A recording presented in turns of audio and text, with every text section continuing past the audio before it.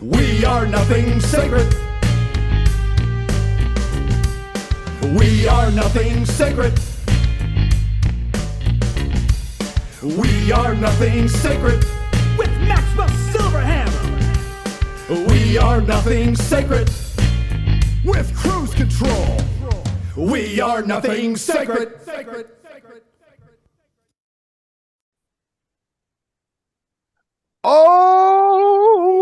Oh boy. Yes, bitches. Yes, bitches. We are here with Yes. the nothing sacred drink wrap, or the drunken sacred shrink wrap, or the whatever the fuck this is. Right. I'm Maxwell Silverhammer. I am Cruise Control. I'm Koala. Yeah. And And Louie the- couldn't make it tonight. Yes, Mr. Loc could not make it. Mr. Loc is not locus. We don't know what the location of Mr. Loc. Loc's been loked after dark or something. I don't know. Loked after dark. This is, what the hell is the date? It's the fucking 29th of 29th, man. of July's July, almost at an man, end. of this fucking shitty ass fucking bunk ass year. But Dude, it's butt fuckulous. I told you. fuckulous. Yeah, this year is definitely butt fuckulous, man. Definitely. It's like butt fuckulous times 10. Oh, yeah. Hey, well, let's all just calm down here. You're not having a butt fuckulous year there, Koala? Yeah. How is it for you, Koala? Is it not butt fuckulous? No, for you know what? It has been. It has been. But It's not poop-tastic, because that was one of my words. Remember that word? It's called poop-tastic. Oh, everything was tastic. Everything. Yeah, I that have was. bounced. I have butt fucculently bounced back from butt Nice. fuckulous Oh. as much as I can. See, I'm like a phoenix. Oh. Okay, so I rise. Oh. Wow. Well, that was poetic. Wow, that was you're the phoenix who rise from butt fuckulous. Yeah, but butt phoenix-less? fuckulous phoenix. Yeah, yeah. The sphinx, the sphinx, the sphinx, The sphinctus? Exactly. the sphinxness, Sphinx. the sphinxness. Sphinxix, I guess. You could, Shit. yeah, Well, that's hard to say. We hopefully, if Mr. Loc is watching this, we missed you, man. Because I was gonna cry on your shoulder again and ask you for your psychological advice. Oh, God. No, I'm just joking. Just joking. Oh, Um, yeah. But, well, I got some shit for you guys. First of okay, all, so you can start. All right, let's jump into this. this is okay. Now, this is a doctor thing. Okay. So, guys, I'm here to tell you the wound is closed up. It's Yeah. like Okay. it's healed. I mean, there's some scar tissue there, whatever. I went in Wednesday and they took the dressing. They took off the dressing, and the doctor came in and he said, okay. He's like, you know what? He goes, I it's almost healed, but I want to keep the compression wrap on just, until Friday when I see you. He's like, when I see you Friday, then I might give you a break. And I'm like, oh, that'll be great. Okay, awesome. So here it is. They put the compression wrap on. This is on Wednesday. I go in yesterday and they cut the compression wrap off and everything. And I actually touched the wound for the first time in like a month. Like I haven't even touched it because I'm so afraid to, you know what I mean? Yeah. And I finally do. I touch it. I'm like, oh, okay. It feels kind of bulgy, but then they say that's scar tissue, but it's closed. There's no open wound part or anything.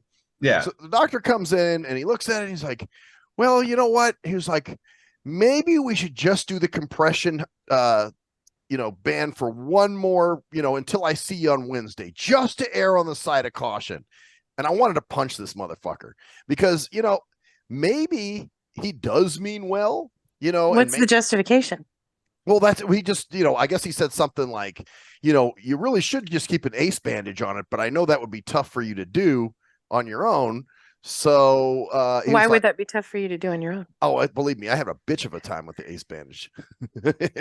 Oh, okay. I thought he was making a generalization because I can do ace I thought, bandages. yeah, he's Oh, gonna, okay. No, I had Yeah. a bitch of a time. I, with it. I went there. Okay. Okay, yeah. No. What do you mean that would be tough for me to do, you son of a bitch? yeah, you motherfucking motherfucker. Who do you think I What? am? Sorry, because I'm blind. I can't. No. You He don't have actually, goddamn bandage? he had actually asked about that, and I was like, oh, dude, I can't really do those. But Okay. here was the thing. So then he's like, well, just to err on the side of caution, let's put the compression wrap on at least until I see you Wednesday. And when I see you Wednesday, if everything still looks good, then you won't have to wear it. And I'm just like, why is he dragging this shit out? And okay, maybe his intentions are good, but I'm so used to people with hidden agendas and bullshit just trying to keep you, and they use it under the guise of we're trying to help you, and it's all bullshit. You know what I mean? Well, So- he probably knows who because you have some connections in the medical field. Yeah. Well, and maybe that's maybe they're also maybe. I mean, let's playing devil's advocate. Maybe he's just being very safe because I mean, he obviously can see it better than you can in terms of looking at it. right. Oh, and I will say my mom went with me too, so she could see it. Yeah, and it looked fine. It looked good. It looked Yeah. My concern with putting compression wrap on it once it's totally healed, though, is we want those collagen fibers to set up an organized matrix, and we don't want to inhibit them at that stage. So I could see why, on a lymphatic perspective, if he's worried about lymphatic flow and something like that, coagulating in there and becoming stagnant, that they would want to keep it compressed. But from my perspective, especially since it's going to be on your leg, it's on your leg and there's muscles around it, we don't want that scar tissue to grow unorganized and inhibit the matrix of the collagen, and then it's going to bunch into the muscle. So you gotta drill deep with these guys. You got to ask the questions. You got to basically pull them out of their doctor little, pinnacle that they're on, and just say, why are we erring? What side of caution are we erring on? The side of caution is too vague for me, right? Because too many people get medications for the side of caution. Too many people get surgeries they don't need for the side of caution. Right. I got not treated correctly last year for strep that I knew I had because we wanted to be aware of COVID on the side of caution, and then I got really, really sick. So side of caution to me is a bullshit way out when it's like, well, I know something you don't know. I think I do know something you don't know. I want to basically cover my ass. I think it's the side of cabin cruiser. He just needs to pay for his fucking cabin or side the side like you said, side of covering your ass. It's like, yes. He probably sees your mom there and goes, oh well, just on the, you never know. I mean, and you got to remember something too. This is the craziest thing that you think people don't think about this. But just because he's a doctor doesn't mean he didn't pass with a 2.0. Well, that's true. Correct. Yeah, like they say, C's make degrees, right? That's the thing. You can be a doctor and have been barely past everything. Well, I mean, so far he's been doing well. I mean, there's been no problems. And he might be exactly right. I'm just always saying, get as much, basically be that pain in the ass, because it tells you a couple things. It gives you all the information you need if they have it. It also tells you if they know what they're doing. And it also tells you if their ego is so high, in the sky that they should be treating them. Because if anybody doesn't want to answer your questions, and this is for all yells out there, if anybody does not want to answer your questions because they make you feel like you're wasting their time, they work for you. That is the case. I don't think that's the case with this guy. No. He almost seems a little too. Yeah. But it gets very much like that. I don't think it's the case with a lot of doctors, but they tend to get fast. They tend to get, our medical system is fucked up. Oh, it's completely, and that's, yep. And that's another thing too, is that they get people who will fucking sue their asses for it. Let's say you didn't have that goddamn thing on there and you knew it was closed. And the thing busted open again or something happened where you scraped it somewhere in some other way or something and it opened, and they would, a lot of people would take it down well, I should have had this for another week, Yeah, why didn't you tell me? My attorney says, and I found a doctor who agrees. Yeah. But also they're on such a scripted timeline with insurance companies, about like how our they don't have a lot of time. Right. And the way we don't have the good old fashioned, like, it's not like Gunsmoke, where you call Doc out and he yells at you and he, gives you what you need and, holds the gun up and he's and then Matt Dillon comes in and shoots somebody, it's not like that. It's it's not simple. It's very, it's complicated.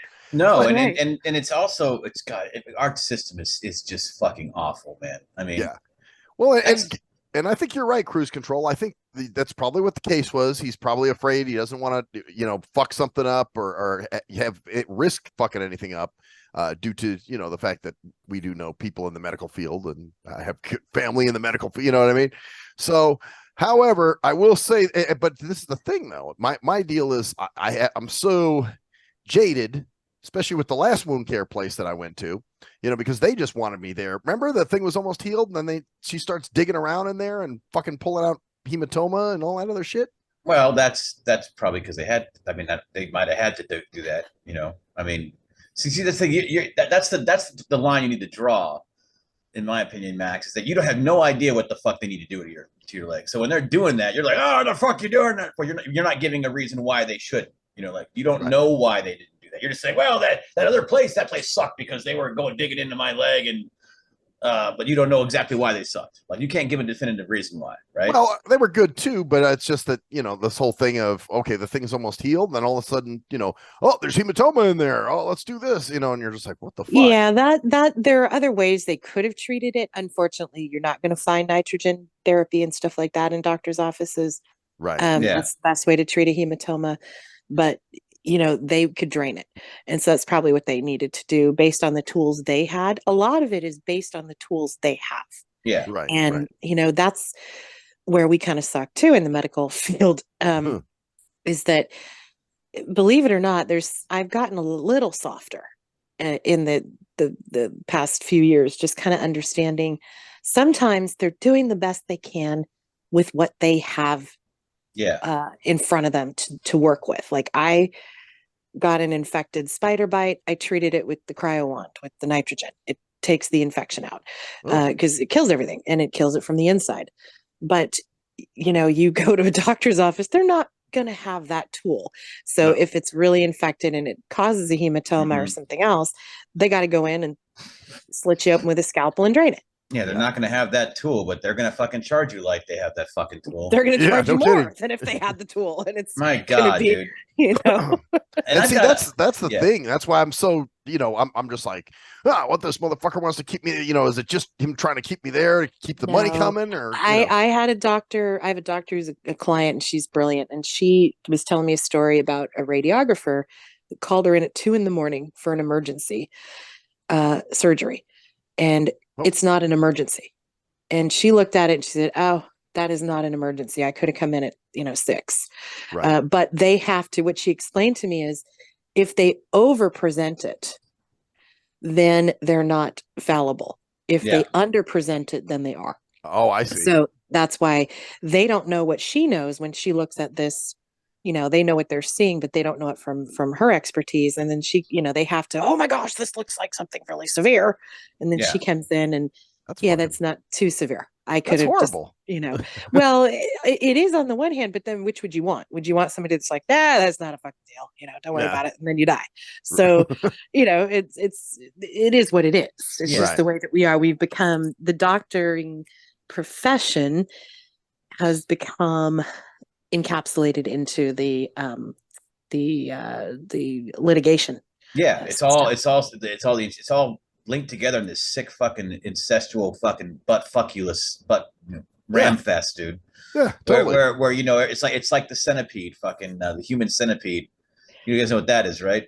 Human centipede? Yeah, the human centipede, where somebody's face is stuck in someone else's ass. Oh yes. Oh, okay. And then someone's face is stuck in your ass, so you're eating the shit. Everyone eats everyone's ass, basically. Yeah, and basically, and they're like, it's like a fucked up. It's actually, dude, I know it's the feces felching, fucking, feces, felching positions, fucking positional feces felching frolic. Yeah, and I've used to be, I used to be definitely more of the online. And this is one of those things that's changed a lot in my viewpoint. I used to be much more pro, like, oh well, if you can't afford it, too bad. Yeah, but man, dude. Basic. I mean, we could afford basic fucking health. You should be able to go into a doctor's office and get a fucking checkup and not have to pay your rent for for fucking. Well, hey, if your name's Bondito Condito Londita, hell, you can go in there and be seen for free. And that's my point. Sex change if you want. Like you should be able to at least. I mean, I know this is. I know it's cost money to do this, but the way it's set up now is if you don't have insurance, like even like people say, oh, well, I've got Medicare. Medicare is shit from what I've heard. Shit. Right. Yeah, and it's and I've looking into stuff. It's shit. You don't have coverage for a lot of stuff. Like even trying to get a fucking doctor's appointment now is a pain in the ass half the time. You have to pay to get checked, like you have to pay to get your vitals checked. Yeah. And then if you go, like for instance, if you slip and fall at your house and you call the ambulance and you don't have good insurance, Oh, you get charged for the ambulance ride. You're fucked. Yeah. You're literally fucked. Yep. You are literally fucked for the rest of maybe the rest of your life, because it's like $15,000 for an ambulance to come get you. So you happen to slip and you have to call someone because you can't get anywhere, falling and they can't get up or anything else. Right. You're in debt for the rest of your life. Well, see, and that's why I have that school of thought of, you send me a bill afterwards. Well, fuck you. And I'm like I said, I know there's a better solution than just like, because obviously universal healthcare doesn't necessarily work either. I mean, there's definitely things that could work, but this happens in the mental thing as well. Like I was looking around for some therapy stuff, just to see what was. It's about time. I'm just well that's definitely true as well, but it depends on what you mean. But think about that. Mental health is such a big fucking issue in this country, but a lot of people don't go to it because you have to have good insurance to get good mental health. You have to, or else you're going to be paying out your ass for like years. So, and I know Koala knows a lot more about this because she works in the field, or kind of the field, right? I guess it's the field. Obviously. Well, yeah. I mean, we get people that, they're getting bad care. Yeah. And they won't come in because they're so. Also, there's the other thing of, what does my insurance cover? And we've you don't created even know these. half the fucking time. Like I don't even know how to fucking shit my stuff covers. Yeah, it's Chinese. It's you never understand. But we've created this dependency on what's covered is good. Like I'm going to go to what's covered. Right. And I have so many people. I've got a lady just a couple weeks ago came in and well, my insurance said I had to do this, I had to do this, I had to do this, and this is where I had to go. I said, well, that's shitty because that sets you back 8 months. Oh, yeah. Wow. Yeah. She went to everything that was covered. We're not covered. Well, no, we are, but you have to jump through hoops to get to us and get a referral. And the physical therapist wouldn't recommend massage therapy. What she needed was massage therapy post-surgery for her scar tissue. It fucked her up. So now we're starting from actually backstepping from the surgery. Oh, wow. So we're starting from like a pre-surgery place. So now everybody's a loser because the insurance company has to pay out much more than they would have had they just sent her in the beginning. Yeah. She has to come in for 12 sessions instead of, which I don't know how they come up with that number. But now she's got to pay more because of course 8, whatever. Well, there you go. That, like you said, and then her time is and then she's like, well, why was I in pain this long? Why was I doing things I shouldn't have done? Because she was going to the approved place right off the bat rather than, hey, I hear these guys are really good. They've got a good reputation. My surgeon likes them. Can't we go there? Yep. And so then you've got the people that are insurance dependent. So it's like these two things where the administrators that make those decisions half the time don't know shit about your care. Yeah. Of course not. Well, they of course, they're because they don't care about your care. They don't give a shit. You're just a number, Yeah. And even if it's a doctor, oftentimes I've had people that are like, my neurologist says I need this, but the doctor in charge of my insurance claim says no. I'm like, well, what is his qualifications? He's a primary. Like, well, you are coming in for extreme nerve dysfunction. Right. You're a specialist. Wouldn't the neurologist actually be the one? It's so fucking jacked, and it's I know, and that's why you don't want to get into these fucked up vortexes. That was the other thing this guy was talking about. Well, you should go get a vein. What did he call it? Where they do a scan of your veins, to see if there's any blockages. Oh, yeah. And I'm like, man, you know what? I don't want to. I'm not having any trouble. You should get with a primary care. You should do. No, I don't want to get into the doctor vortex. They're always going to push. That's legal. Yes. They have to push primary care. Oh, I know they do. But I'm not going to do it, I guess is what I'm saying. And I know you probably. Well, and it's crazy too, because like I was saying, like, just think about this. The average score is a C. The average doctor did not get A's on their exams. The average doctor did not ace their fucking courses and graduate. The average doctor graduated from the UNLV School of Medicine. Right. or you know what I'm saying, or the fucking University of Buttfucklia state, you know, whatever. Right. They're not, whatever. I don't know Ducker Buck Yeah. University, you know, whatever. He had And Bakiyaki and he passed his test. that's yeah, that's exactly. it. If he could make a plate of bakiyaki, he could. Yeah, the Ducker Boodle. It was Dakiyaki, is what it was. It was Ducker Boodle Medical University. You know, like, Boodle. yeah. You remember Ducker Boodle? Hey, Ducker Boodle's not a bad school, all right? Yeah, Ducker Boodle, Kentucky. You know, they spit on the womb. You know, They spit on the rune and what? we know it was red, so yeah, it's like you know, today I learned the difference between a womb and a wound. Hi. I got that. I think the wound is like it's got the baby in it, right? Actually, what happens is no, that's the wound. Oh shit. Well, that's okay. You can still stick a tampon in. Is it a hematoma or a hermatoma? I don't know. Or is it a comatoma? I don't really know what we're doing. Yeah. This is confusing. Yeah, I don't know, but that's the point. It's like, but they treat all these doctors like they're all the top doctors, like they're gods. Yeah. Like, what they say is good, and yeah. Well, and a lot of them, they don't give a shit about you because they're in it for the money. And that's there you go. Yeah. And that's why they prescribe. That's another thing about mental health stuff is like, yeah, I could think about go and get diagnosed to be, you know, as you know, general anxiety disorder or clinical, whatever the hell all that shit is, even though half the time they don't, that's debatable. I've been going down a rabbit hole in that kind of shit though, you know, in terms of what exactly is real. Like some people don't even believe it's like because they can't, sometimes you're gonna, like, especially with stuff like psychology, right? You're going to it's in your head. That's what's fucked up. And, it's in your head, and it's subjective from what they think you have, right? You know? But the point is, what are they going to do most of the time? They're going to put you on some medicine. Put me on some fucked up medicine that hasn't even been proven to stop actually depression or anxiety. Yeah. Benzos haven't been proven, and in fact, there's some evidence that they don't stop anxiety. They don't. Yep. That's the thing. So why the fuck are they prescribing them for anxiety if they don't stop it?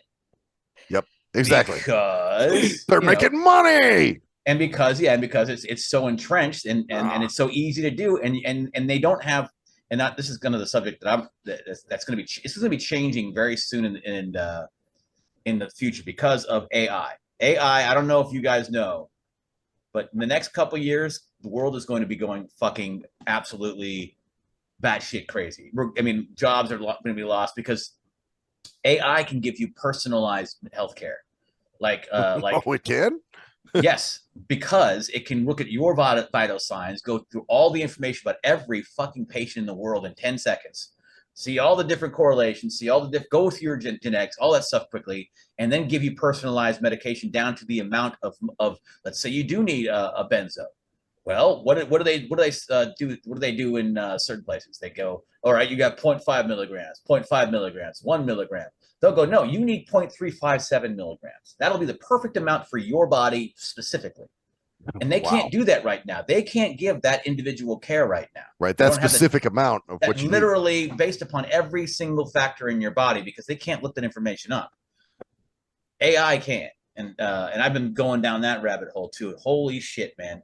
That's wow. This might be a good segue. I don't know. Yeah, let's roll it. Let's do it. Have you guys been looking at AI at all, or hearing what? Yeah, you know what? Somebody was just asking me about it today. What I thought about it actually, because being blind, I was at an event, and you know what it was? She gave me her business card, and she said, "Well, how do you read business cards? Do you have some software that scans it or something?"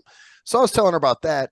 So then I told her I use text to speech software, and she's like, "Well, what do you think about AI?"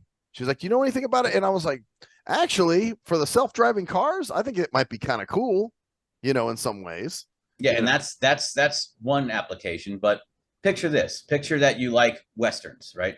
Okay. You like John Wayne westerns, but you've seen all the John Wayne westerns, and you're like, you know what? I like John Wayne westerns, but I also like a more modern, more like the '90s. Like what's that show? Deadwood, Yellowstone. Yellowstone, whatever, some kind of fucking modern western. Well, I want a John Wayne starred western in the modern times.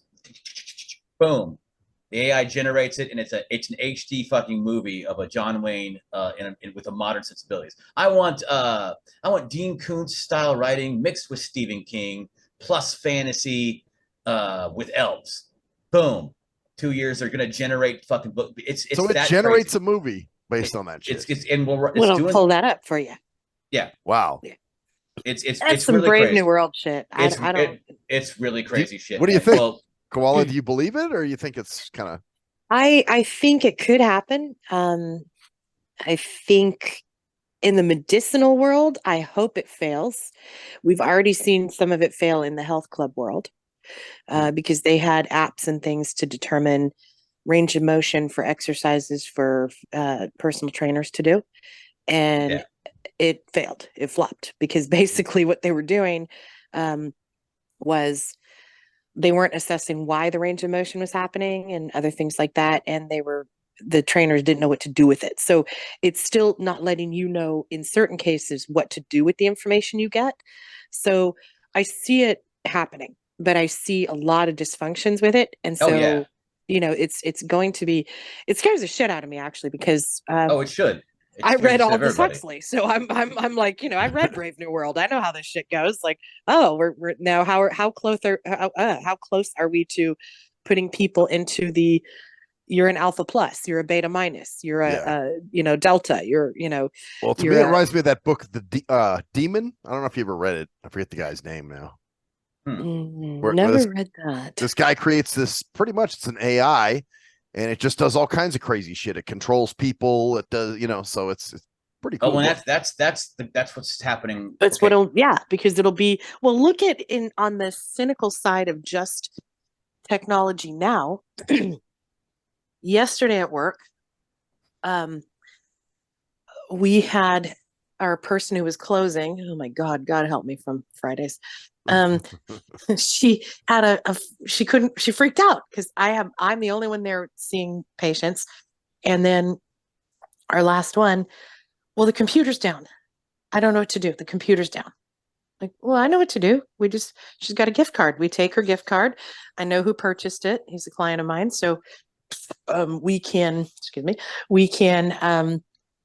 reputable person. We can call him if there's any problem.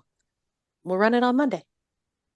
And we'll make a note, what do you want to do? Do you want to rebook? What days would you possibly like to rebook? Here's my personal card. You can call me when you want. We can rebook that way. You can go online and rebook.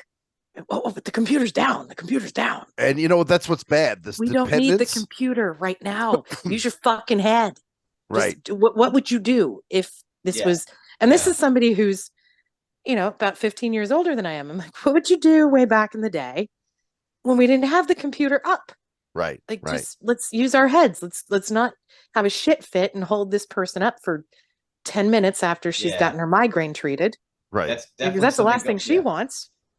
And that's definitely something going on now, and it's going to get worse. But like I said, the last 6 months or year, things have really changed with AI, though, where it's literally to the point where you can ask it to write a rap song about anything, and it will write it for you, and it will sound just about as good as somebody who wrote it, who actually fucking wrote it as a human being. Well, and that's the thing too. I've heard like it can. Somebody told me there's some kind of scam where they'll imitate your relative, like a voice of your relative, like your mom or dad or something, and they call you with that voice, and it says, I'm here, I'm being kidnapped, I need you to, send some ransom money or whatever, and it's some crazy shit. Yeah, there's and that's coming too, and the deep fake, like the elections are going to be crazy, and it's just getting more and more because of course there's no regulation on it. Everyone's just going crazy on it, and there's interesting shit you're finding out, like therapy.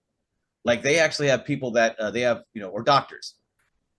They actually did some studies on some of the AI, and some of the AI, first of all, the responses that they give are actually more accurate than a lot of the doctors that are giving it now.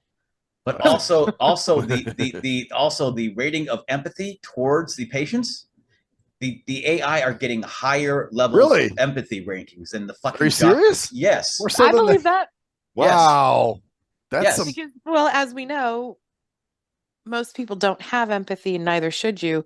In certain situations, should be sympathy. But the other thing is, yes, that's true. Very true. We don't. And I'm not a doctor, but honestly, I can't always care about every situation because I'm judging. I am Yeah. judging, and I don't. AI is not going to judge. I do judge. I go in, and I'd like to say I don't, but there are some clients where I'm like, oh, for fuck's sake, what are you complaining about now? Because you know who they are. I mean, you don't want to admit that you do it, but you do. Oh, yeah, okay. Your grandma stubbed her toe, and so she cried, and so now you feel horrible pain, and you're having to deal with the fact that when you stubbed your toe, you broke it, and now we're gonna have to go on that, and that caused your knee to flare up, and so Yeah. we do. We're human, and Yeah. AI is not, and so it can give you exactly what you need Exactly. empathetically, which is not what you need health wise. And, Right, but or it might be both. That's the thing. It might Sure. be both because they are, because what these things can do is they can literally take all the information from the internet in a minute or a second, and bam, they can put it all together, combine it, and make it into something that works and actually makes sense. They're smarter in a lot of ways than humans are already.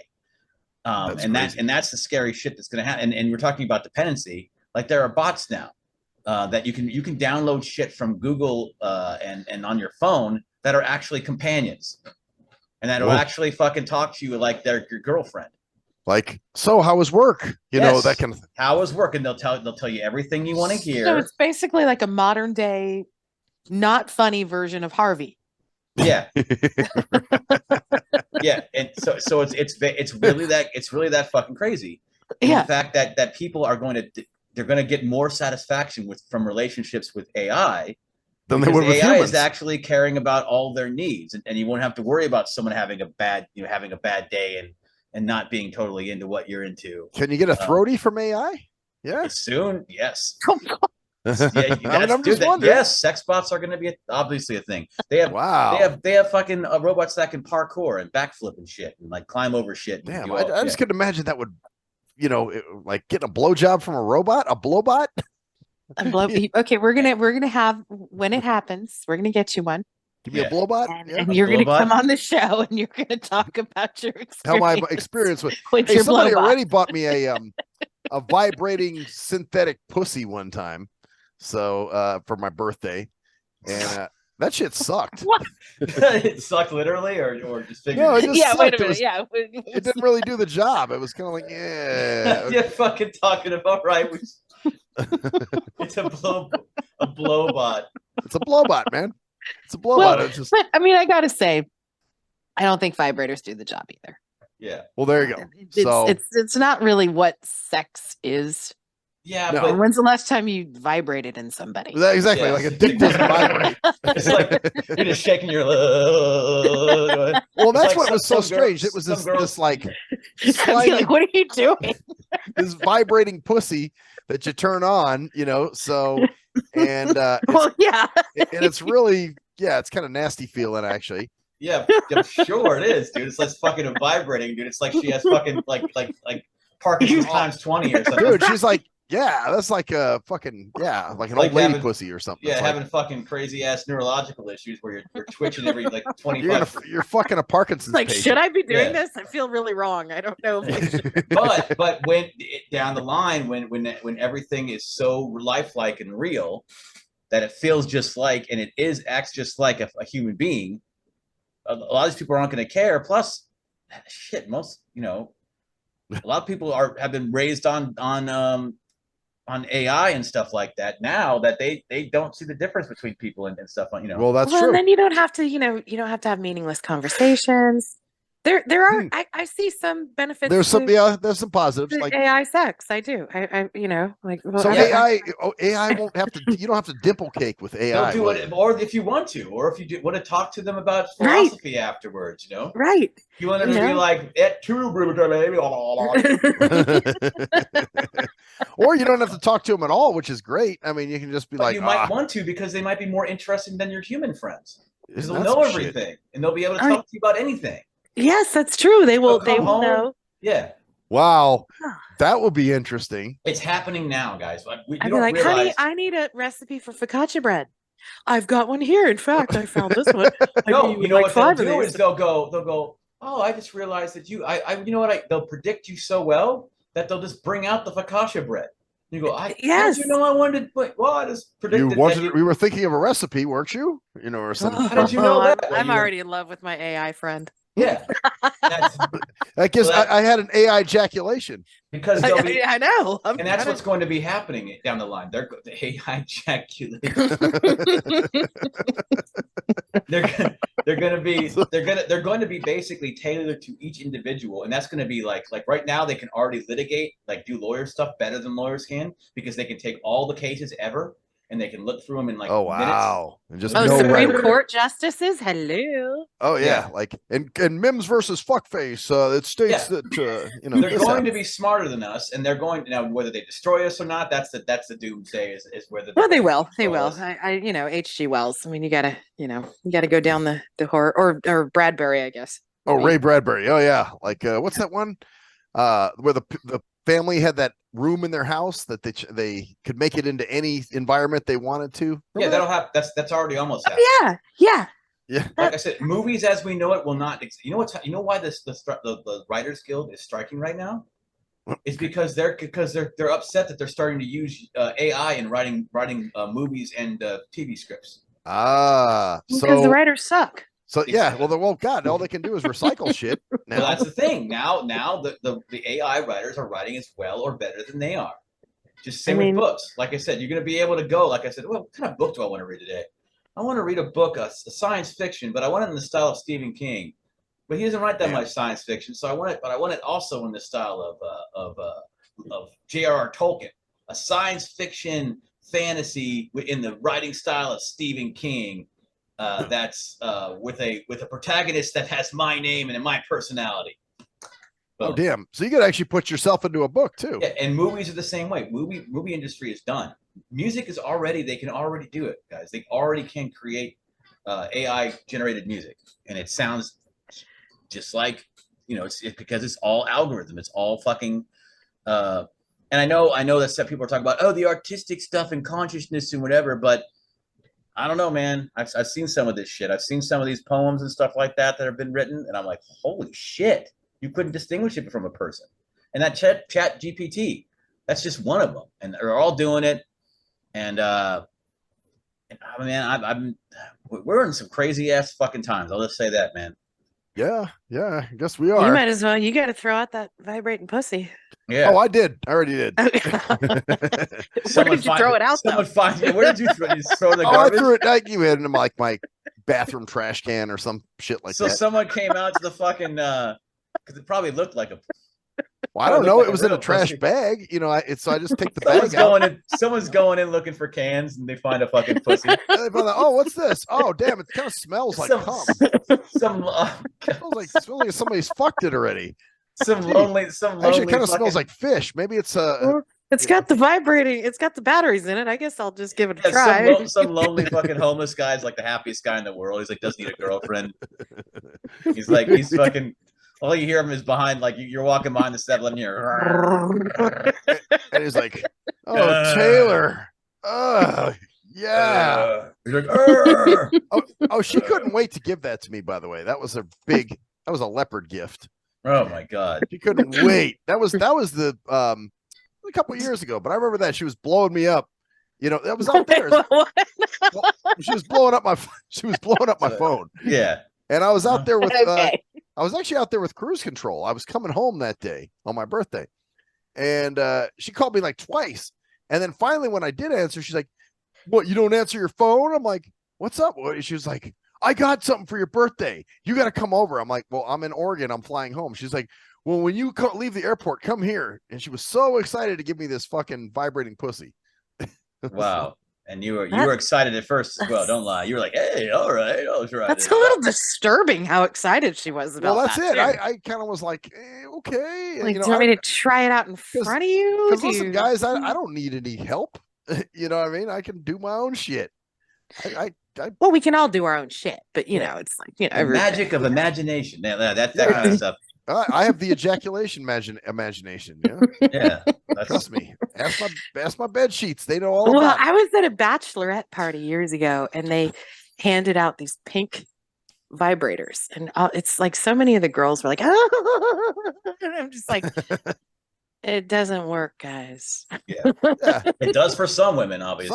Some women get I into guess. But that's the thing. People will be satisfied with that because they don't need people anymore, and that's why they'll settle for all that shit because people are like a pain in the ass. They have to deal with their emotions and their fucking bullshit and everything else, and it's like, oh yeah, I'm just talking mechanically. I was just like, it's just not the same, but hey, right, the whole mechanic part of it too. But yeah, the emotional thing, I get that because there are times when I'm an introvert and I'm an introvert all the time, but so I could quite honestly not have to deal with people's emotions and be a little happy about that. Yeah, but even sometimes not.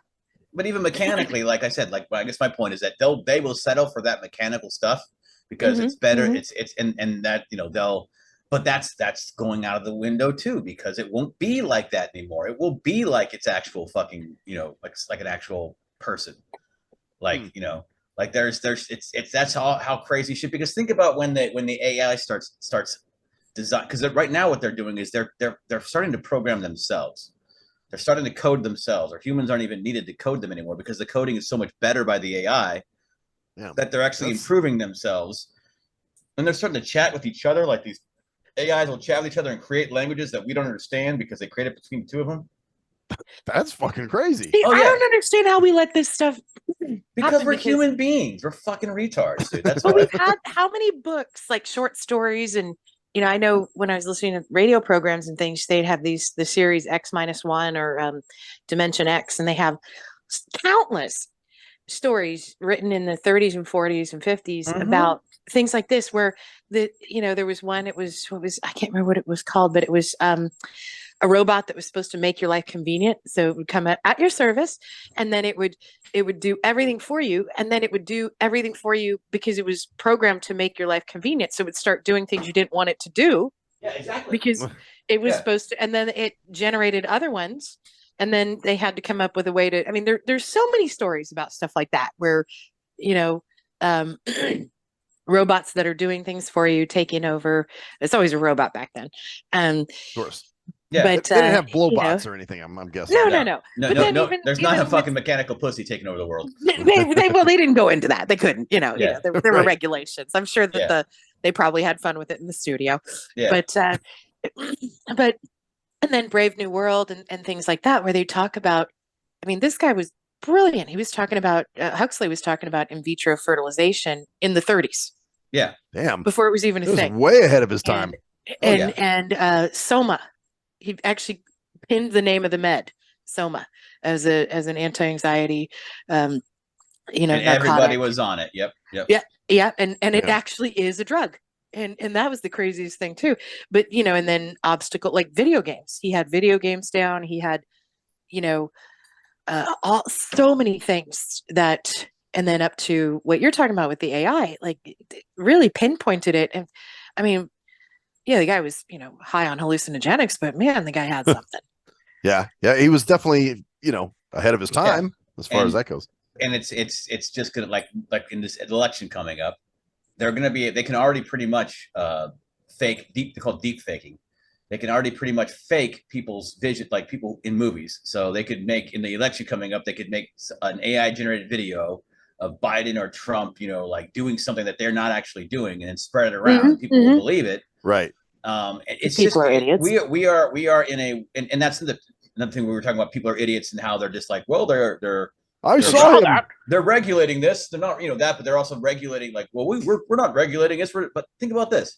Yeah, we're idiots. We've had a bomb for 70 years or 80 years that can literally destroy cities, and we're still threatening to use it. The fucking thing. Right. Yeah. Like we could get to nuclear war with we Russia. Push that button, you fuckers. It's why the over fuck for would you. you even be considering nuclear war with anybody? Well, as a deterrent.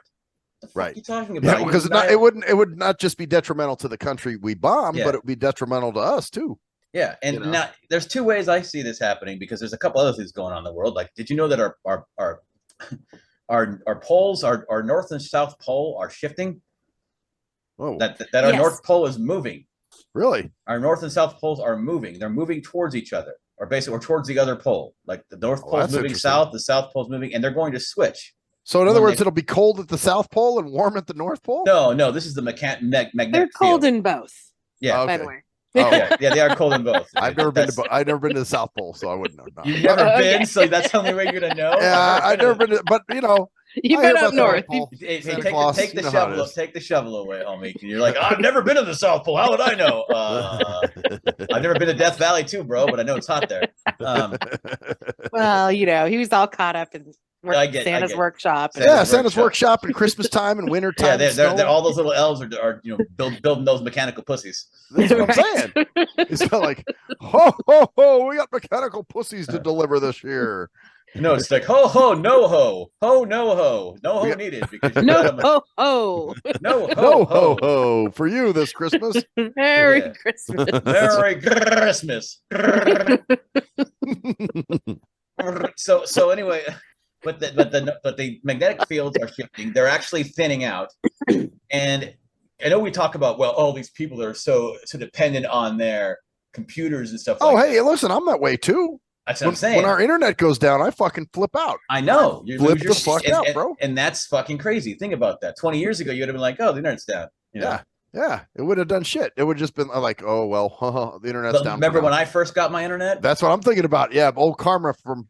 But I first got my internet, and it was, maybe I had it for a couple months. If it went down, even if I had it even just having it for a couple months, I'd be like, "Motherfucker, my internet's down." Yeah. And whoever was the cause was going to get fucking nailed. But think about this. That's the internet. There's solar flares and EMPs.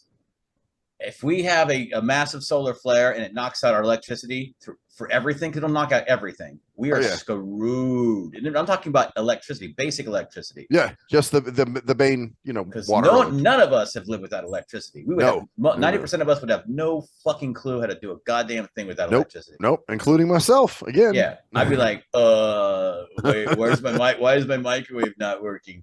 Right. How do I cook shit now? Why is my fridge? We used to have outages. So I don't know how I would fare nowadays, but possibly okay for a while. Well, wait, now, Koala, didn't you guys a few years ago have an outage where you lived? Where it went a few days? It went, for me, it only went 2 days. But still, well, it was a day and a half because I don't count the nighttime part where I was sleeping. Right. Only thing that really concerned me was the freezer. I didn't want my freezer stuff to so I didn't open anything. So I ate, but you know what? I did it. I had solar chargers for my phone.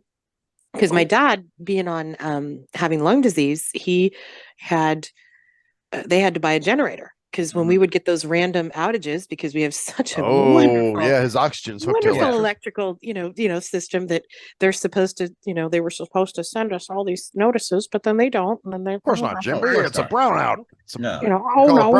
We sent it to you 2 hours before it happened. Well, I sprayed brownout all over Dinky's face over here. Right. So we had a generator because his oxygen machine, the battery ones, would only last 4 hours. So, that came courtesy of a couple solar powered generator, cell phone chargers. And so I had one of those. So I was able to at least communicate. But even so, my mom would have driven, one of my clients was, had left a message like, I can drive over and get you, because they had a fireplace and they could do coffee on the, so wood burning stoves and things like that. There are ways you can survive, but most people, we did that as kids, because out where we were, before everybody got so fire paranoid, when we had power outages, we cooked on our fireplace because we had a wood burning stove. And we learned, I was a Girl Scout, by the way, too. So I learned how to build a fire. And, shit. I mean, not that I would, not inviting you all over when the electricity fail happens. Please don't. And I want a bunch of people, Koala. We're all going to Koala's house now. Hey, the power is going out. I know who can help. She can grill that. She's got to. No, please don't. But I would be yucked. I would just tell you that. Well, and some of it, like there were a couple times when I ate a can of cold soup, because I thought, well, I don't want to open my fridge. Right. Don't want to open my freezer because I want to keep all the cold air in. Microwave doesn't work. Don't really feel like bothering anybody. So I'm just going to throw this in a bowl and eat it. It'll be fine. you know, Damn. and Yeah. so, you do that. It's actually funny how many people have emergency prepared kits and they don't think about things like your can opener, Yeah. Right. know, Right. and do you want canned food? We used to dry, we have a dehydrator at my mom's house. So we would dry fruits and vegetables. It's a lot better to have in your storage than canned food because it's a lot more packable, stuff like that. So there's certain, survival tips, but yes, well, think about how many of us freaked out, or I didn't freak out. Actually, Dad and I laughed about this with COVID. How many people freaked out about toilet paper? Oh, well, God, that was the big thing. Yeah. That was You a know? huge thing. And Dad lived in Argentina. And so he was like, in some places in Argentina, you just used a newspaper. So he's like, whatever you can wipe your ass with, you wipe your ass You with. got some mail or a Well, magazine? but or some it shit? doesn't flush. Well, you dig a hole. And he's Yeah. like, toilet paper is the last thing I care about. They don't have my goddamn ice cream I want or whatever. Yeah. He was more pissed off about that. Right. Well, here's the crazy thing about all that. We talk about like phones and stuff like that, and but here's the thing about EMTs. Guess what? They will fuck up. They will destroy your phones too. They're gonna Sure. destroy. They're gonna Sure. fuck up everything. So, it's things can happen. We're so precarious in the things that can happen to our if the poles shift, that means the weather changes all over the fucking world and batshit crazy stuff happens. They say it was an extinction event,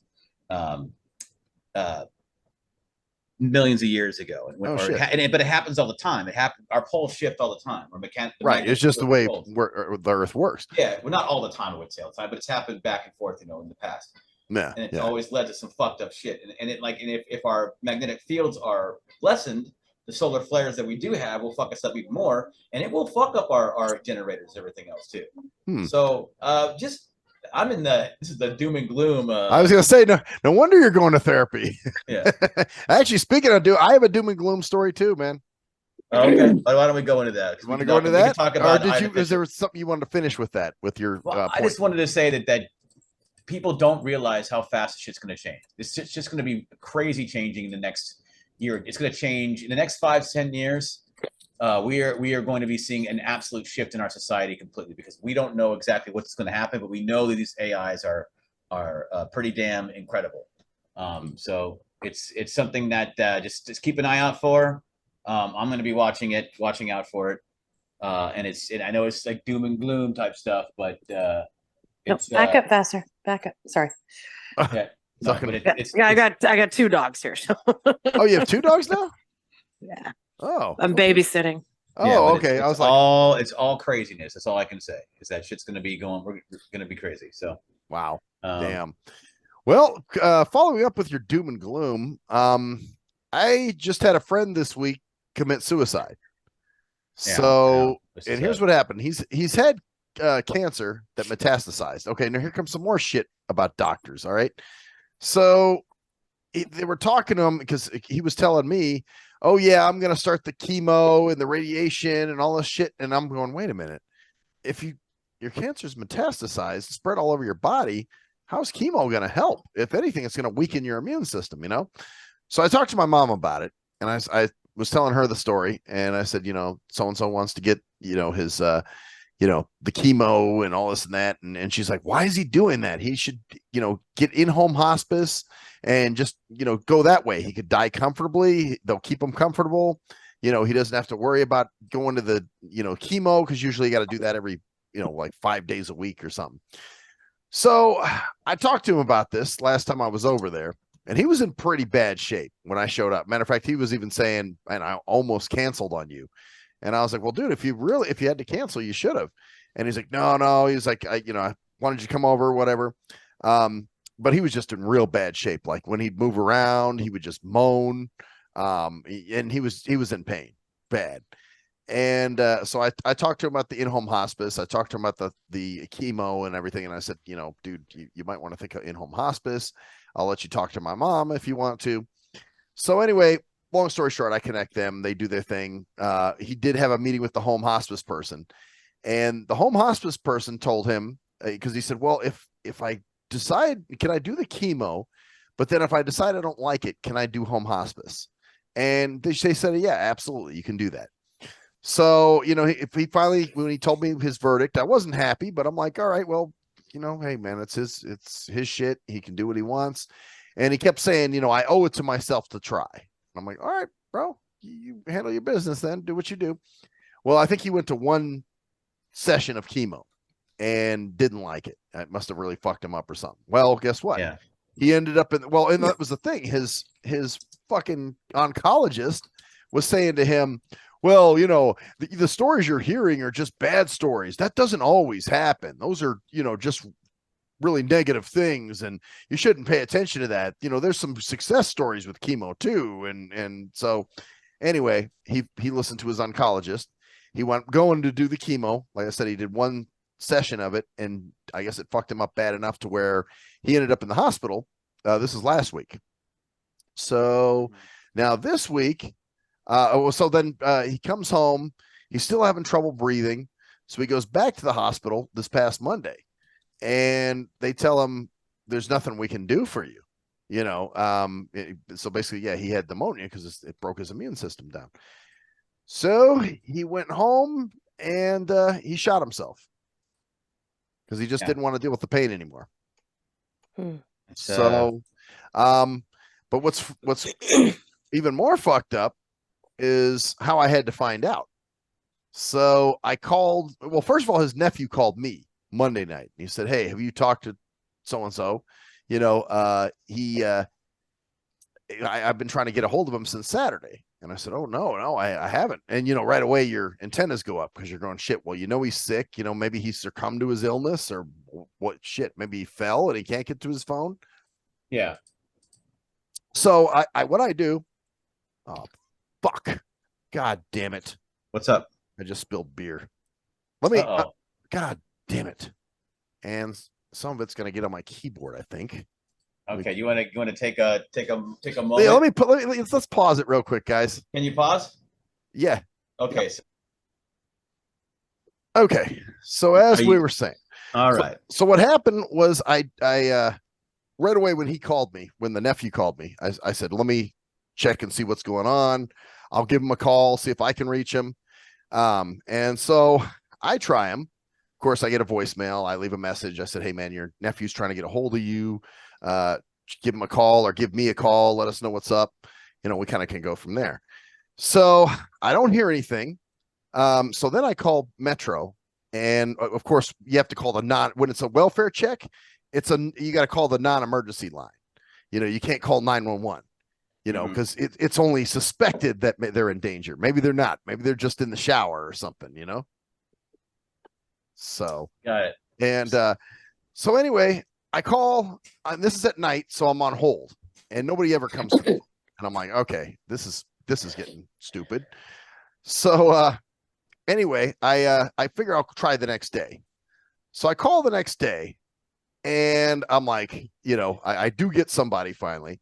And when I said, yeah, can you do a welfare check on this person? And I give the name and all that other fun stuff. And so she punches the name and address up and everything. And she says, "Okay, I'm going to transfer you to this phone number. And when they answer, you give them the name and information." I said, "Okay, great." So the number that I was transferred to was the Clark County Coroner's Office. So that's when I knew, fuck, he's dead. So then I talked to a mutual friend who actually helps him a lot with mail and he's blind too. So, but she helps with, mail and groceries and stuff with him sometimes. So anyway, she's the one who found him. She was the one who went over there. And oh my God, that must have been fucking just well, awful. Here's the thing. Okay. He not to get too graphic, but he shot himself in the chest. And so what she thinks is because he's talked to her about it too. He's talked to me about this type of stuff too. And saying that if it ever gets too bad, he even told me, he was like, if I ever decide to do that, he was like, don't you dare fucking play a hero. And he was like, I'll be pissed if you do. And I'm like, okay, I'll respect your wishes, bro. Totally cool. And so she was the one who basically found him because she had a key to his house. And she told him at one point when he was talking that way, about suicide or whatever, just in the past, she said, I don't know if I could find you, if you shot yourself in the head and blew your brains out. So I think she thinks that he shot himself in the chest just for her benefit. So she didn't have to find him with his God damn, that's brains fucking open. crazy, You know what I mean? man. Yeah, that's insane, man. Ooh. Yeah. It's a kind of hard to. There's no joking about that, obviously. Well, no, it's a very talk about doom and gloom. Yeah, but and how it just goes to show, man, that however bad you think things are going for yourself, shit, man. You yeah, just no don't, you kidding. just never know, Right. Well, And man, how are you? How are you? Obviously, you found it earlier this week. and I gotta say, I'm surprised at myself because I'm pretty good at telling people, because there was a few select people that I did tell. Well, like for instance, when I called you to tell you, just because I knew you didn't know him well, but you knew him, Yeah. and I was able to tell you I didn't, lose my shit or anything. I did pretty good. But man, because some people, they're not able to do that. They're not able to give that kind of news, without completely losing their shit. And yeah, with me too, I got a process. So, I don't like, I think you were talking about this, Koala, maybe last show even, where when someone dies, you don't want people around and you don't want them up your ass. And sometimes they think, oh, you need people, you need support. And it's like, no, you fucking don't. You want to be alone sometimes, Yeah. You don't want anybody around because especially because you have to explain yourself so many times. Or a distraction of when my brother, he committed suicide. And so when one of the best things that happened was the next day, or no, the day after the night of, my friend, his mother had a brother who did that. She was wise enough to take me for a walk. And she's like, let's go walk around the bird sanctuary. And we talked nothing about it. We talked about everything else. Everything but that. She distracted me. She's Italian, so she kind of talks and, but she did it. I knew what she was doing, but it was so artful. And then she's like, okay, I want to take you to the store and get you something to eat. And because she said, when did you eat? And I said, I haven't eaten since Wednesday night. And it was Friday. Oh. And I don't eat when I'm sad. Yeah. So she's like, okay, well, what can you? She wasn't lecturing, anything like that. So I got, my yogurt alternative and then a latte. And she's like, that's good.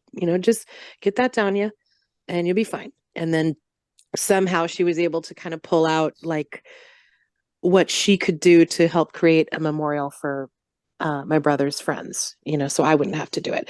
But it was so artfully done. It was just not, it wasn't, oh my God, we need, because so many people were, what can we do? What can we bring you? I'm like, get the fuck out. Yeah. That's I cannot deal with you. Oh, we loved him so much. I'm like, you did not love him as much as I did. So go away. Yeah, exactly.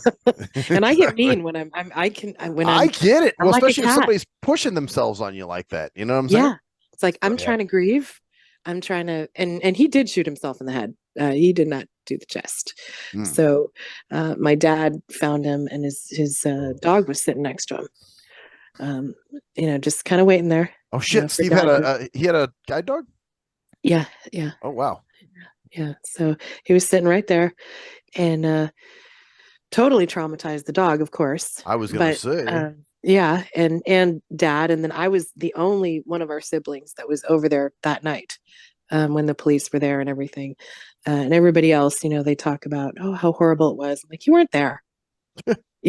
There's some things that people don't know that, no, you actually weren't there. You weren't there being questioned. You weren't there, watching your parents being questioned, seeing how mom was. She was a wreck.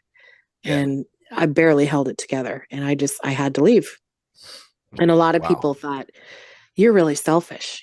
I think one of my mom's friends, she had come over. She said, you're really selfish. You're going home. And I just looked at her. I said, you have no idea what I'm going through. Exactly. I have to leave.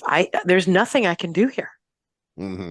And I think that's a weird thing that people don't understand about tragedy is sometimes there's nothing you can do and you're going through your own thing. And Yeah. so you Right. fall apart and you can't help anybody by falling apart together. True. It That's it. doesn't really, for some people it works. For me, it doesn't work. Yeah. And, everybody has their own process. I mean, it's huge. And then you get the judgment of like, well, it's so selfish. And it's like, well, yeah, but it is, but maybe it's not. We aren't in their shoes. I've never taken a step in your shoes, either one of you. Okay, so you were saying, Koala.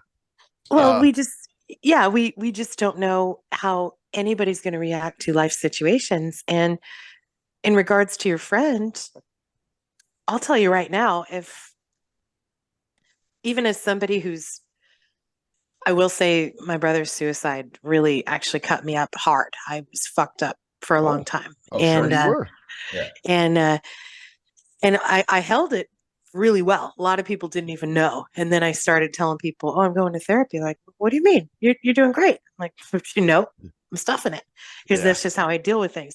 However, even someone who witnessed the trauma of what it does to people, if I had cancer and I was in that much pain and I knew there was no way out, I put my dogs down when they're like that. Yeah. Well, and that's it. I would do it. And that's the thing. Most suicides, you're right. I'm kind of like, I have zero sympathy. I think it's selfish. I think it's shitty what you do to your family. But man, in this particular case, I would do the same. And I've actually said that if I get to a point where I can't take care of myself, then I'm gonna, I will probably do something. I have some sympathy for suicide, though. I think it depends on the person because now my sister, who's bipolar, who always threatens to, I just don't know if I can handle life and this and that.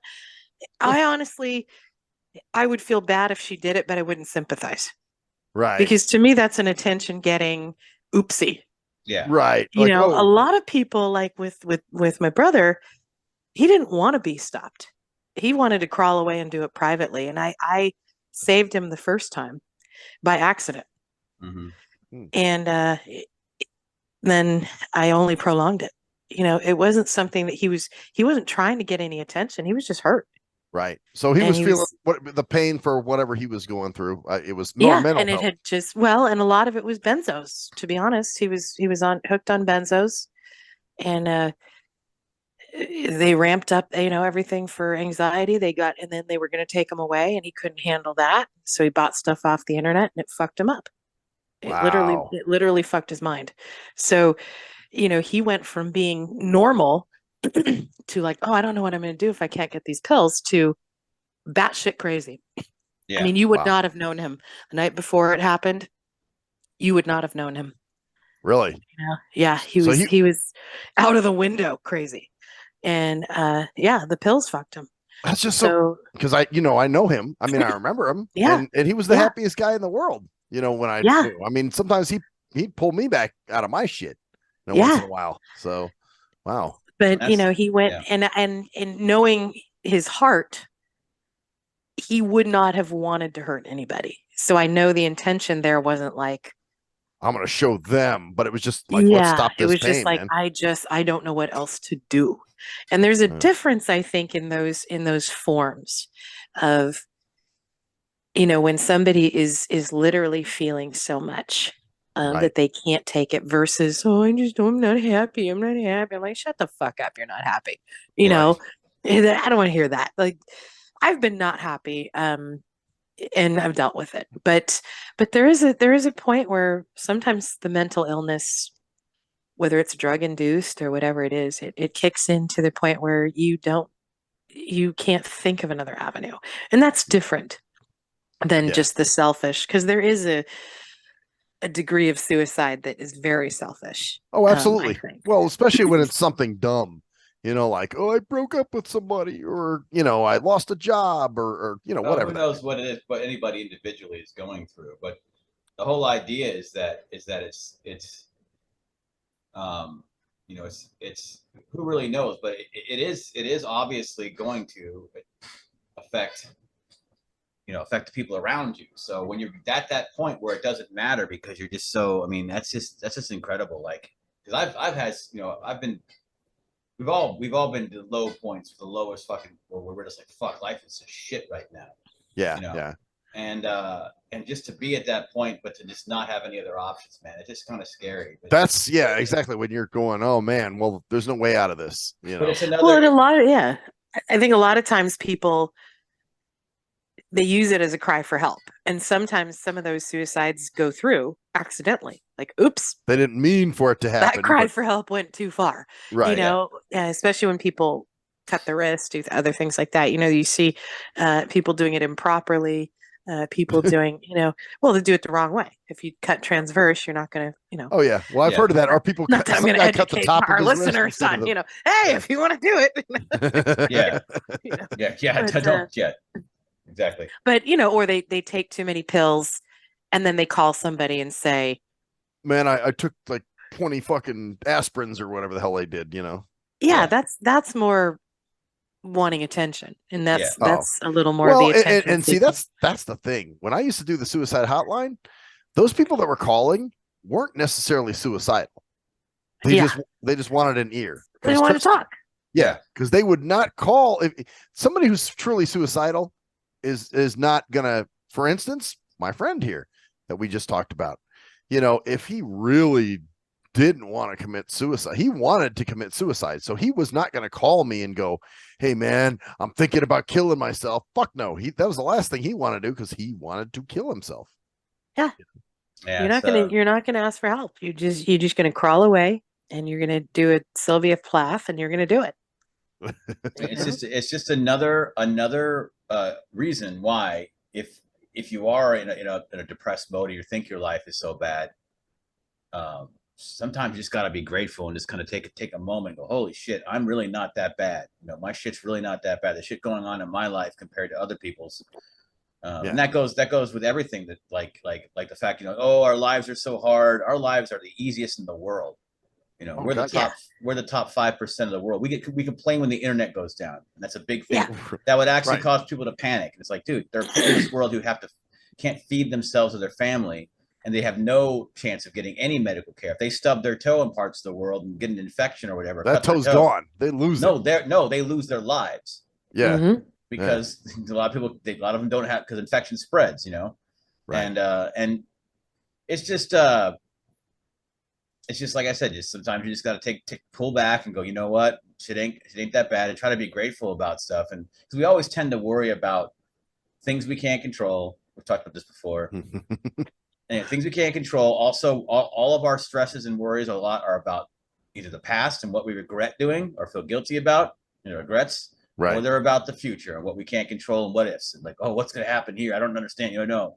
And it's that time where you just gotta appreciate the now. Like, I was watching a video the other night, and he goes, think about this. We're sitting here, even all the viewers, and while you might think your life is crazy and you're worried about this, right now there's no tiger fighting coming at you.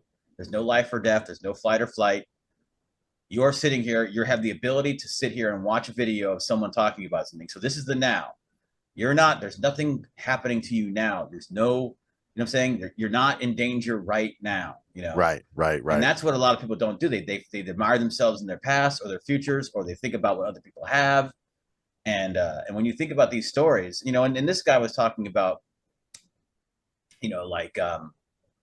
like just like his son had passed away, and he was just talking. He was like trying to talk about ways of being happy, and I guess where I'm going with that is that, and this is what I'm trying to tell myself, in the last couple months. The last couple months have been some of the worst couple months of my fucking life. I'm just gonna fucking say it out here, just mentally, I've never been this way before, but you tell yourself, man. First of all, when you get through it, it's just, this is how life is. Life will build you up. Like, you're going to be better off in ways after this, because you'll be able to handle this stuff. Boy, does that piss you off, right? When it's like, it builds character, Well, it's true, because our lives, most of our lives in our world here, is so fucking easy compared to a lot of other people's lives, that most people, especially let's take 100 years in the past, or even certain parts of the world right now, they're used to family members dying constantly.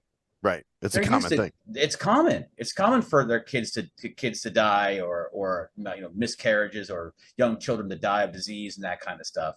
Right. And Right. in our world, death is not in most cases or their tragedies, is not as common in other places. So we don't have the ball, the shielding to take it or take a lot of this kind of stuff. That's why people are on antidepressants for stupid shit, because they are. Oh, I'm on antidepressants. Why? Because I'm just anxious about generally stuff. And it's like, Like, there's not a specific event. Yeah. Like how many people in like third world companies, third world countries are taking Prozac benzos because they're too worried about fucking feeding them families with the farming that they have. Right. They don't even think about that. Like, I need anxiety medicine or something. Yeah, like it's crazy that's the I guess or finding your this one gets me. I had a client and I care about her a lot. I've known her for years. Her daughter is having trouble, and she was confiding to me yesterday. And she says, well, she's telling her therapist that our house is not a safe space. I'm like, well, what the fuck is unsafe about it? What are you doing to her? Are you beating the shit out of her? Is your husband trying to fuck her? Like, it's all this what's happening? No, it's this idea of I'm supposed to be totally comfortable and all the mollified time for everything that I want to do. And I was just like, there's no, and I couldn't help it. I said, there's no safe space. No. And you don't need a safe space. Like, what is that? Like, what's unsafe there? Well, where are they getting this shit? You know what I mean? Like, it's this whole new thing that we're supposed to be comfortable all the time. Life is supposed to be fair. We're entitled to have happiness. We're entitled to have a job we love. Yeah, there's something wrong with you if you're depressed when it's not. It's a natural occurrence in life. You're supposed to be depressed when people have issues, when people pass away. You're supposed to grieve. You're supposed to deal with this. And you try to find these solutions like like benzos or anything to make you feel better, because that's what you're always supposed to feel good, Well, and when my brother passed, my doctor was brilliant, because my sister, who's like a pillhead, she was saying, well, you probably should get some antidepressants or something. You're really depressed and da da da. And I went to my doctor. I said, I don't think I need that. He said, oh, hell, honey, you don't need that. Of course, you're supposed to be sad right now. Right. Yeah. It's natural, normal. You need something for sleep. I'll give you something if you really want it, because I don't want to neglect that, but I don't want you taking it. Good. But what do you think you need? And I said, well, I think I do need a little something, and I liked knowing I had it. Yeah. But he also you didn't have to take it. You had it around in case you needed it. Yeah, and I could take it if I needed it, because there were some nights when I would take something. But he knew me, and he's like, well, I'm going to give you a small prescription because I know you.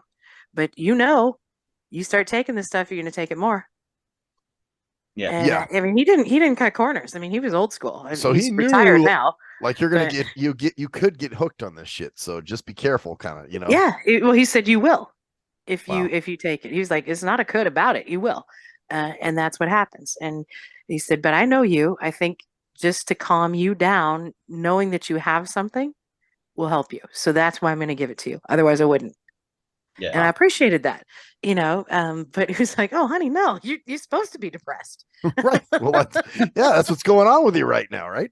Yeah. So, damn. And that's that thing. We're not supposed to be depressed. We're supposed to, be happy all the time. And, but that's life. And life is rough. Life is, to suffer is a sign of life, is a lyric of one of my songs. Suffer is a sign of life. It is. It really is, because we all do, and we all have our own things, and it's just a matter of the level we can take and what we're used to.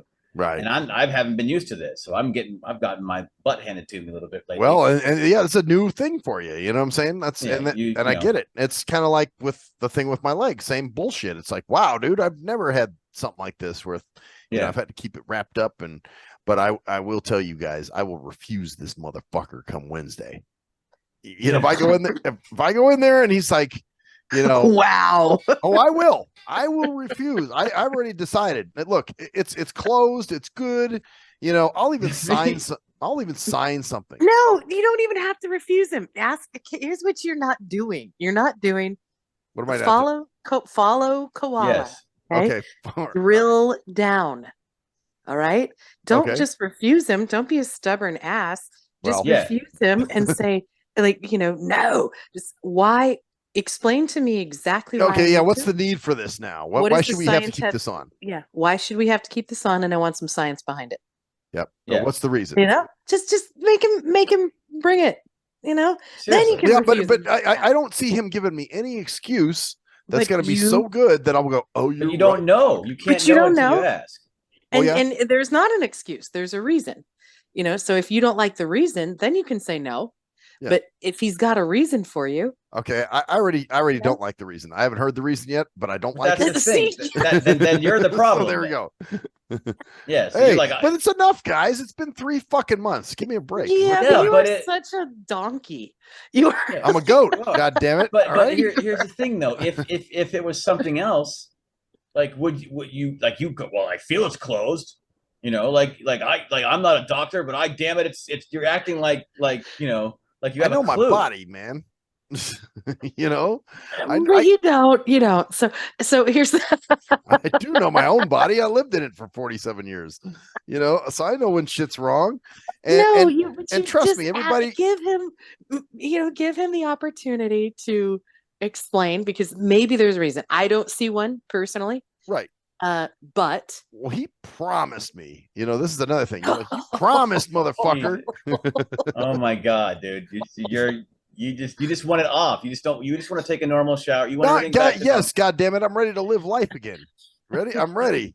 Ready to get on the treadmill. I'm ready to shower. I'm ready to you're like the patient. I'd be like, you know what? Fuck it. Do what you want to do. Yeah, exactly. Yeah. You And know then what? you come That's- back in a Outta here. month and you're like complaining about it. And you're gonna get mad at the doctor for No, I will not. I will not get mad at the doctor. You're Like I said, already mad at the doctor. I'm Yeah. mad at him now because he's making me wear the thing. But you know what? Oh, he's making me fucking And see, this is the bitch because it's like, well, where was my point with this? Well, damn, these Miller High Life bottles. Bottled beers are really yeah, wow, they're much stronger than the cans, I guess. It's the molecular structure of the cans there. I don't know. but I don't like them as much, man. Real shit. As far as like the spillage. Anyway, but what was the whole point with this? It's just it doesn't seem like there's a legitimate. It's just, we're erring on the side of caution. because you haven't asked him what the reason is. Yeah. But I have, because he said, well, I just don't want that, because he's You got to drill. it's the deep. circulation issue, where he's like, Oh, he said that. well, yeah, he mentioned, I just don't want with your circulation, you don't want, we're almost healed and here it is. You don't want it busting open, and that kind of thing. And Oh, that's did not he say good we are enough. almost healed? Oh yeah, that's what he even said. That. Oh, no, fuck him. Yeah, just tear his asshole off. If he said we're almost healed, that's fine. You can do whatever you want with him. Well, see, for me, it's this. It's like you're going to him for a reason. Yeah. And the only reason you're not liking it is because it's an inconvenience to you for another week, and you're impatient. Yeah. But Goddamn right. What if Yes. it does open up and then it's another 3 months? And if you had just waited one more week? Okay, so we waited one more week.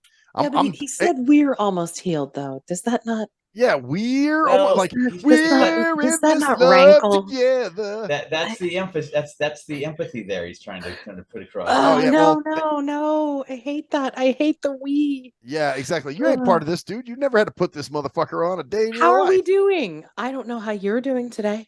I know how I'm doing. That one just scratches a nerve. See, now with me. Koala here's another would one. just ignore Koala, you completely. know what? I am. He completely ignores. He's the best doctor in the universe, but he says we. So now it's Exactly. you both are Exactly. Everybody's bringing up fuckers. we Both are in this fucking shit, bad man. Yeah. We're not Al Jarreau, goddammit. We're in this love together. No, I hate the we. Me too. We, It's how so are we condescending. today? How are we today? I've heard I I've don't heard that. know how you How are. we? Yeah. No, you know what? But I actually say that. I'm so rude. I say that. I'm like, well, I don't know how you're doing. I'm doing good. It's so I have obviously to be like I'm too. that's a pet peeve of yours, apparently. Yeah, that one got me. I completely jumped over to your Oh, side here, just from the we. I'm gonna really put another building block on this wall and make you hate this dude. Then here's another one, and he does when he comes in. He's like, he'll say, "Hi, how are you? My hands out." Oh, So, yeah. Real doctors don't shake hands. well, see that's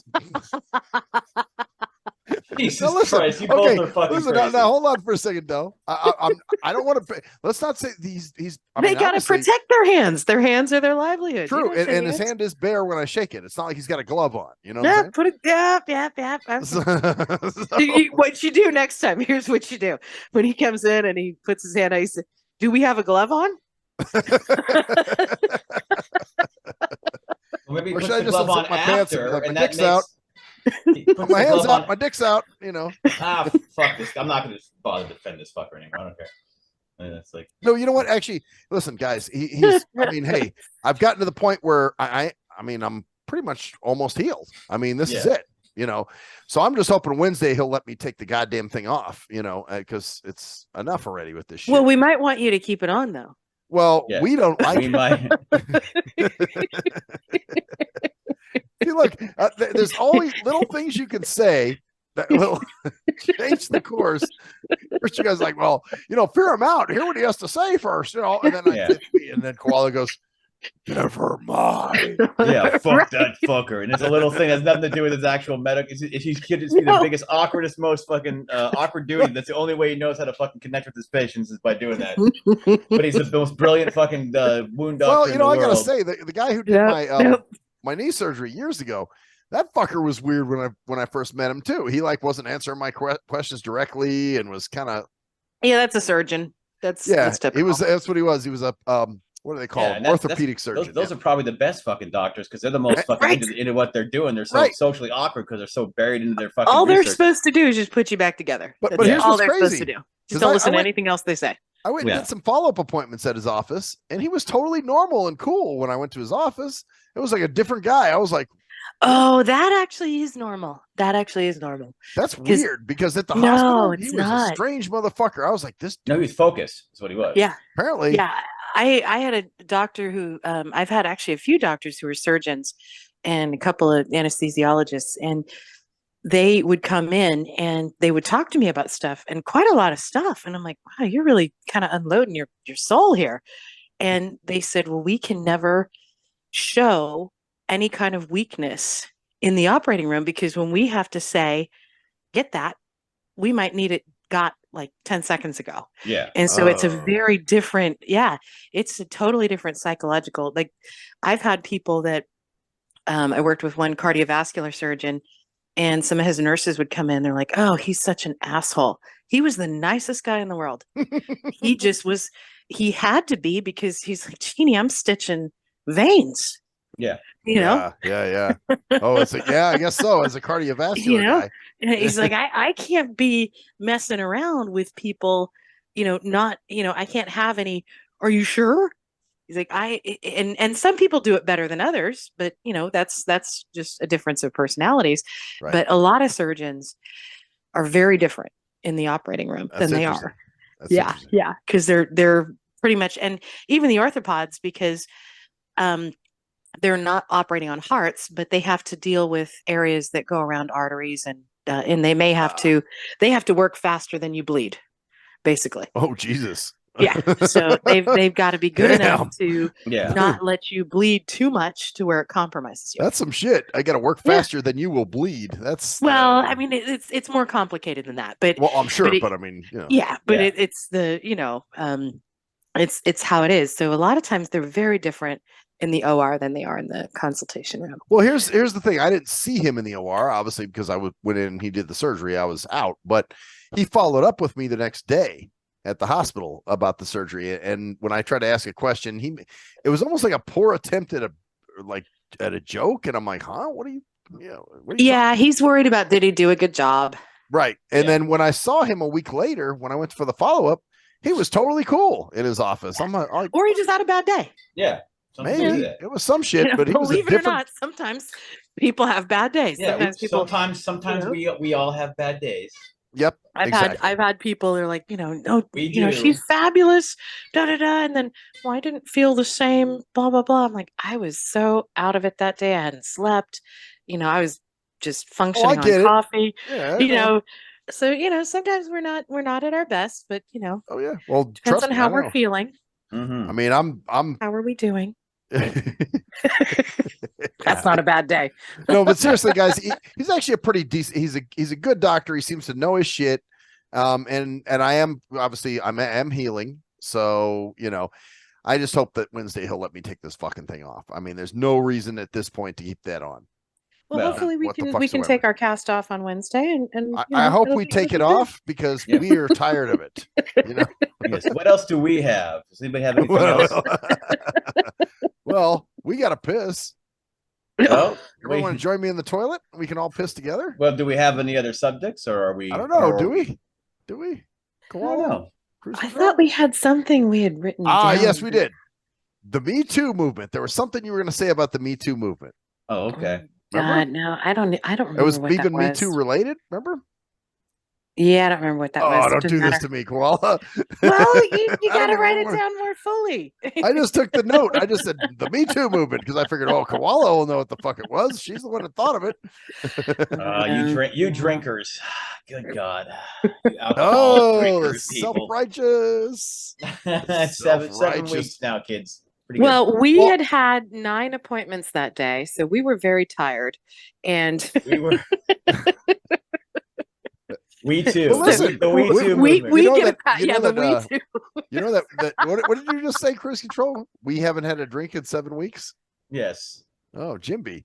Well, that's what's The We interesting Too too, movement, man. yeah. You the fact you're keeping track of it, even thinking about it. Well, Like- yeah, I was addicted, dude. That's what people who are addicted do. Okay. So you'll at least admit that. You'll say, Yeah. So you don't. Okay. Well, let's see if you decided just to stop. drinking. okay. Well, let's talk about. We'll talk about my quitting here. That's right. I've been doing good. I've actually I've been using the nicotine lozenges, and they're totally cool. They're working out really good. That's cool, man. So you cut down drastically on. Yes, I have. I may have actual- 2 dips a day. That's about it. That's it. That's and that's cool, man. So, but no, I just always kind of wonder because I'm like, man, you really talk about this quite a bit, man. Like it's almost like, is it for you or is it for us or who? Oh, me?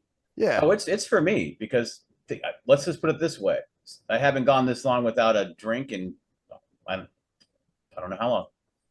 Yeah. So, well, think about yourself. Like, think about how long have really think about it, because alcohol is it was a big battle, and I've kind of beaten it, and it's kind of something that I've been wanting to do for a while. So this was a big thing for you. Yeah. Oh yeah. Very big. Okay. But I don't always, that's not the kind of thing I put to everybody, like, oh, I've had this issue or whatever, blah, blah, blah. Right. But Well, I because you're finally- not trying to get, sympathy or any kind of shit. It's just kind of amazing actually. Like, wow, and it's completely changed my whole outlook. So, and I don't want to go into it too much because we talk about it a lot, and that's why I kind of just held off about it. But Right. but it's just crazy how you think like a couple months ago I would be like, oh wow, it'd be crazy to do that. And now I'm like, wow, shit, It really ain't shit. Yeah. Yeah, it's definitely, it actually isn't that hard, honestly. So it's crazy, but it's not anymore. Actually, it wasn't even in the beginning because I was so fucking fed up with the way I felt after I have a couple of drinks. But anyway, Damn. you, the actual fact that you have cut down, that's something that's much better. Because for a while you were resistant to it, and do you feel like it's like, do you feel any different, or do you feel any? I do. I feel I got more energy. And I'm more, here's the other thing. Well, there's a lot of things that are different. I've kind of had to change my mindset because, I'll be like, oh, wait, like if we have an event that's long or something, I'm like, wait, when am I going to be able to? Then I'm like, oh, wait, no, I don't need a dip. Yeah. I got the lozenges with me, Yep. So how much were you doing? What's Like that? how many dips a day were you doing? I was doing about 6 or 7 a day. Oh, okay. Yeah, that's a bunch. Yeah. So I was doing a lot. And actually, it's kind of funny. I was thinking about this the other day. On Friday, I'm like, man, I'm kind of antisocial now. I used to know people in the building because I'd walk to the break room to get a cup, or when it was nice, I'd go outside and sit at the table and dip, or something like that. And so I was always running into people in the building, and we'd say hi in passing or whatever. Mm-hmm. Now it's like I'm just in my office all the time. I just sit at my desk. I don't really do my breaks or anything. I just kind of if I want something, nicotine, I'll just have a losage, and there we go. Yeah. But you can still, go and grab a cup of water and go outside and meet people that way. If it's, I'm not saying it's if you want to, right. Here's the other thing, though. It's the reason why he doesn't go outside, because it's so fucking hot. It's so fucking hot. The only reason he went right. outside I'm like, before- why would you want to even? Yeah, because he had to, or Exactly. exactly. Yeah, you're like, oh, I gotta go outside, but I don't care. Yeah, I'll take. Well, I guess I didn't, but there's a policy, Yeah, where exactly. you're not supposed to use nicotine products in your office, that kind of thing. Yeah. So, I try to respect that, even though my bosses aren't here per se, but I'm trying to follow the rules. But and now you're like, fuck that, I ain't going out there. Yeah, no reason to go out there. 20 and just bake for like my sit out there and just addiction. feel my brain bake, Yep.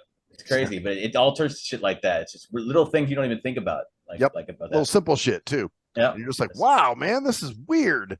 Just certain behaviors, certain things that you don't that don't really, I don't know. It's different. So wow. Well. Anyway, any way.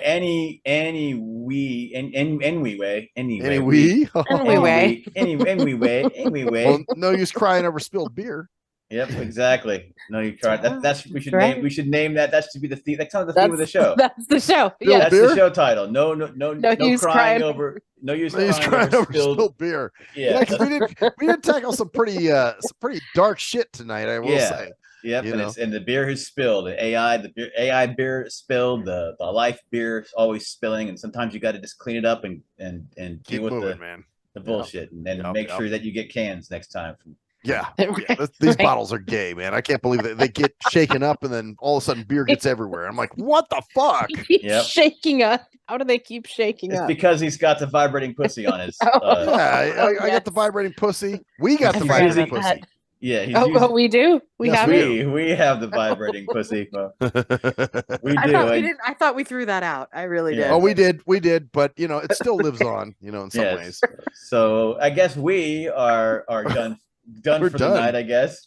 So we are Cruise Control, and we are Maxwell Silverhammer. We are Koala, and this has been a Nothing Sacred interview. The Nothing Sacred fucking drink, whatever the fuck this is. You're not drinking? Damn. No, I'm talking. But as we always, oh yes, he's prinking. He's prinking. He is prinking. But anyways, folks. And that's the story there. Bitches. See ya later.